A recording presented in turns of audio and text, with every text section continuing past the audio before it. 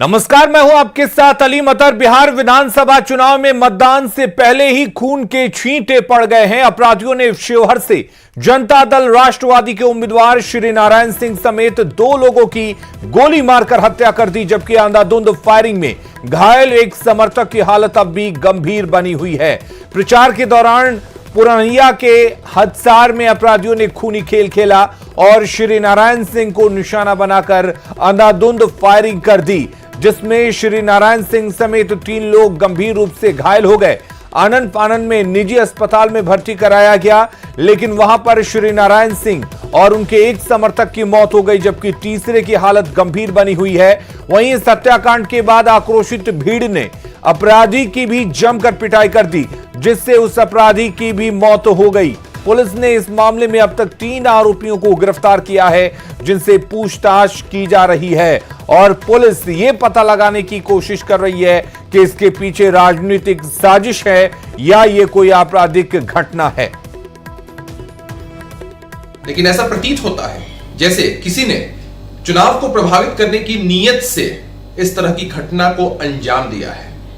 वहां की पुलिस और प्रशासन जांच में जुटी हुई है।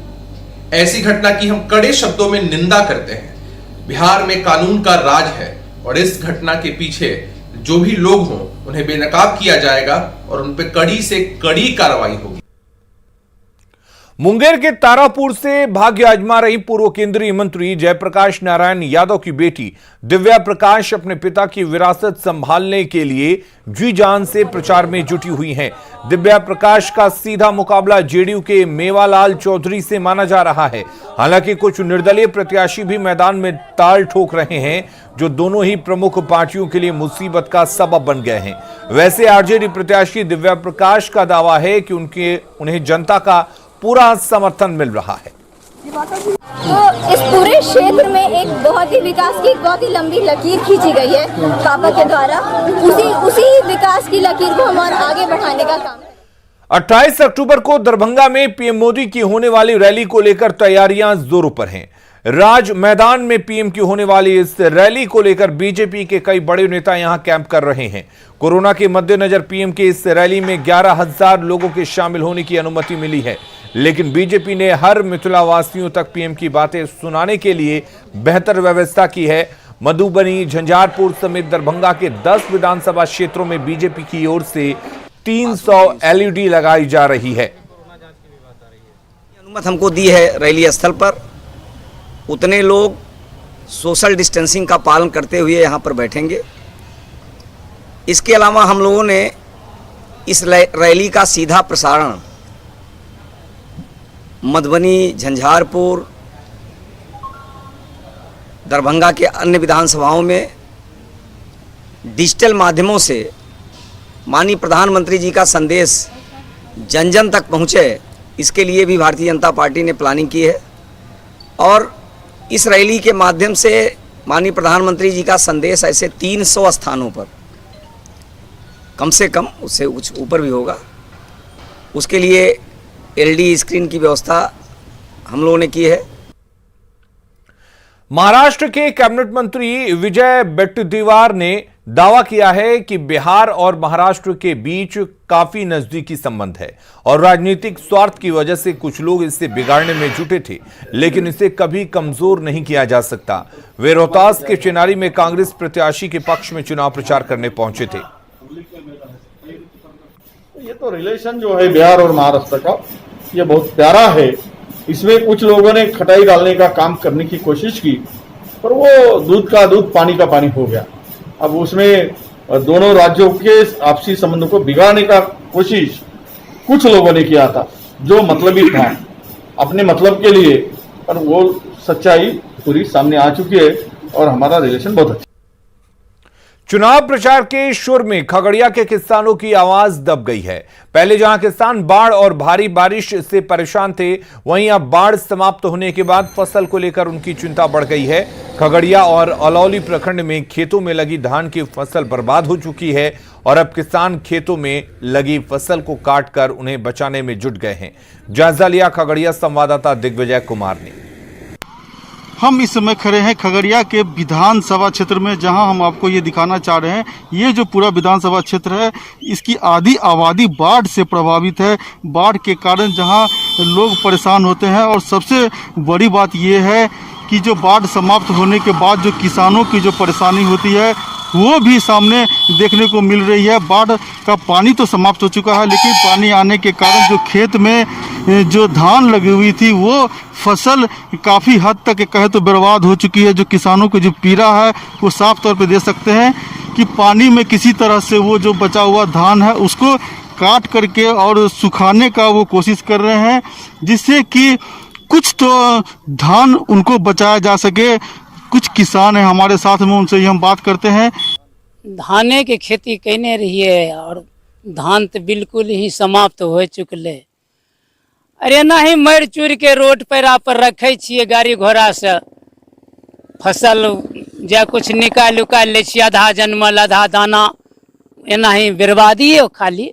बाढ़ भले ही समाप्त हो गया है, लेकिन खेत में पानी जमा होने के कारण जो धान का फसल लगाए थे वो फसल उनकी बर्बाद हो रही है। ऐसे में समझा जा सकता है कि जो किसानों की परेशानी है वो कम होती नजर नहीं आ रही है।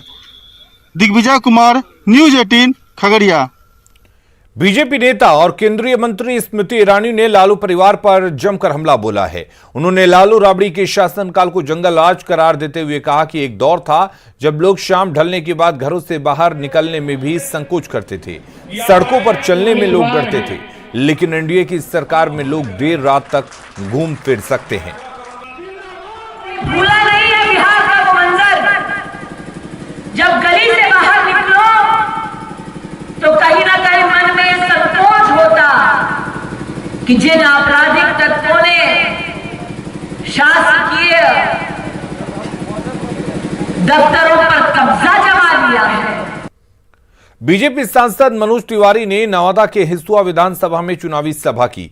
यहां भोजपुरिया रंग में उन्होंने लोगों से एनडीए के पक्ष में वोट की अपील की, साथ ही बिहार को आगे बढ़ाने के लिए एनडीए की सरकार बनाने की अपील की। भाषण के बीच बीच में भोजपुरी गीतों के जरिए उन्होंने लोगों तक एनडीए के संदेश को भी पहुंचाया।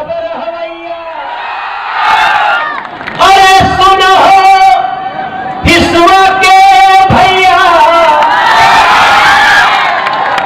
लोकतंत्र के रखवैया, अरे हो दीदी भैया चाचा चाची हो, अरे फिर से हमरे अनिल बाबू के पटना तू पहुंचावा रे भैया। आज एक नारा दिया है नरेंद्र मोदी ने, नीतीश कुमार जी ने, जीतन राम मांझी ने, मुकेश साहनी ने। क्या नारा है? आइए अब इसके आगे चलते हैं। आगे चले खातिर क्या करे के बाद आत्मनिर्भर बिहार बनाने का शपथ लिया है। आत्मनिर्भर बिहार मतलब कोई के सामने हाथ फैलाने की जरूरत ना पड़े मेरे भाई बहन, वो आत्मनिर्भर जिसके तहत। भोजपुर के संदेश विधानसभा क्षेत्र से जेडीयू उम्मीदवार विजेंद्र यादव के लिए जेडीयू नेता ललन सिंह और अशोक चौधरी ने बेलाउर में सभा को संबोधित किया।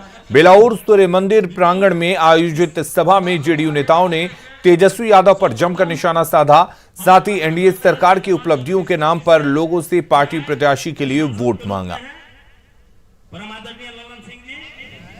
आज मुख्यमंत्री बनना चाहते हैं, अरबों के संपत्ति के मालिक हैं, लेकिन 9वीं फेल हैं, मैट्रिक भी पास नहीं किए हैं, लेकिन हजारों करोड़ के मालिक हैं इस प्रदेश में, और फिर बिहार पर राज करना चाहते हैं। और एक हमारा नेता है, 10 वर्ष तक भारत सरकार में मंत्री रहा, 15 वर्ष तक इस प्रदेश में मुख्यमंत्री रहा, एक दूर बिहार में जमीन खरीदने का काम हमारे नेता ने नहीं किया।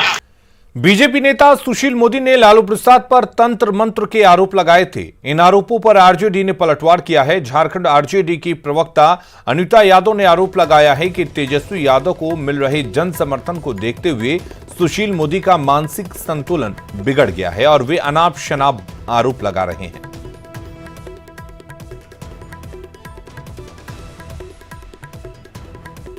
जी ने आरोप लगाया है कि लालू जी तंत्र मंत्र कर रहे हैं। इस तरह का बयान देकर सुशील मोदी जी अपने मानसिक संतुलन बिगड़ जाने का प्रमाण दे रहे हैं। जिस तरह से तेजस्वी जी को बिहार की जनता अपार समर्थन दे रही है, स्नेह दे रही है, प्यार दे रही है, उसे देखकर सुशील मोदी जी इतने घबरा गए हैं कि उनका मानसिक संतुलन ठीक नहीं रहा, जिस कारण वो इस तरह के बयान दिए जा रहे हैं। तो मैं उन्हें सलाह दूंगी कि कोरोना का इलाज बाद में कराएं, पहले जाकर अपने दिमाग का इलाज करवा लें, इसकी बेहद जरूरत है। बीजेपी नेता और झारखंड के पूर्व सीएम रघुवरदास ने शनिवार को तख्त श्री हरमंदिर में मत्था टेका। इस दौरान गुरुद्वारा प्रबंधक कमेटी ने सिरोपा भेंट कर रघुवरदास को सम्मानित किया। तख्त श्री हरमंदिर पहुंचे रघुवरदास ने बिहार में एनडीए की जीत का दावा किया। लोकतंत्र में सबको ये स्वतंत्रता है कि वो चुनाव लड़े, अपनी बात को रखे। अंतर लोकतंत्र में जनता फैसला लेती है और जनता एनडीए के पक्ष में अपनी मतदान देगी। आरजेडी नेता और महागठबंधन की ओर से सीएम पद के उम्मीदवार तेजस्वी यादव ने कहा कि उनकी सरकार बनने पर शिक्षा पर कुल बजट का 22% खर्च किया जाएगा। इसी के साथ उन्होंने दावा किया कि लालू प्रसाद का शासनकाल सामाजिक न्याय का दौर था, लेकिन अब आर्थिक न्याय का दौर चल रहा है। इस हिसाब से पूरी तरीके से लग रहा है कि वो ऊर्जा विहीन हो चुके हैं। हम लोग व्यापक सोच के हैं, अधिकरण की बात करना चाहते हैं, आगे ले जाना चाहते हैं, तरक्की की बात करना चाहते हैं। और हम बार बार हमेशा कहते रहे हैं कि नीतीश कुमार जी थक चुके हैं। हमारी सरकार बनती है तो हम शिक्षा में 22% जो बजट का 22% खर्च शिक्षा में हम लोग करेंगे। नीतीश कुमार जी का चिराग पासवान ने ट्वीट कर एक बार फिर कंफ्यूजन पैदा कर दिया है। चिराग पासवान ने ट्वीट किया है और कहा है कि आप सभी से अनुरोध है कि जहां भी एलजेपी इंडिया के प्रत्याशी चुनाव लड़ रहे हैं, उन सभी स्थानों पर बिहार फर्स्ट को लागू करने के लिए लोजपा के प्रत्याशियों को वोट दें और अन्य स्थानों पर भारतीय जनता पार्टी के साथियों को वोट दें। खबरें लगातार जारी हैं, आप बने रहिए न्यूज़ 18 बिहार झारखंड के साथ।